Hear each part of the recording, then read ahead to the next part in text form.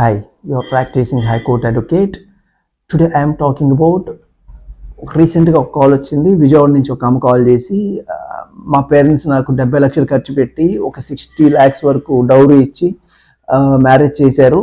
మేము విడిపోవాలి అనుకుంటున్నాం. Almost 4 months అయింది మ్యారేజ్ అయ్యి. నా డౌరీ నాకు వెనక్కి వస్తుందా అని అడుగుతుంది.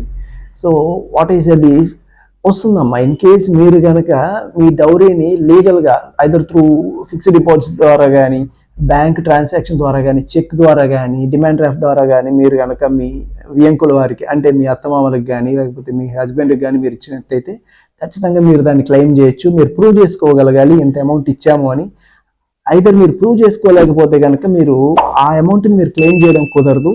బట్ మీరు డొమెస్టిక్ వైలెన్స్ యాక్ట్ ప్రకారం మీరు కాంపన్సేషన్ క్లెయిమ్ చేయొచ్చు. మెంటల్ అండ్ ఫిజికల్ క్రుయాలిటీ జరిగింది అని చెప్పి ఎలాగో 498A కేసు పెట్టానంటున్నారు కాబట్టి. అలాగే ఇంకా మెయింటెనెన్స్ క్లెయిమ్ చేయొచ్చు అండర్ 125 CRPC కింద.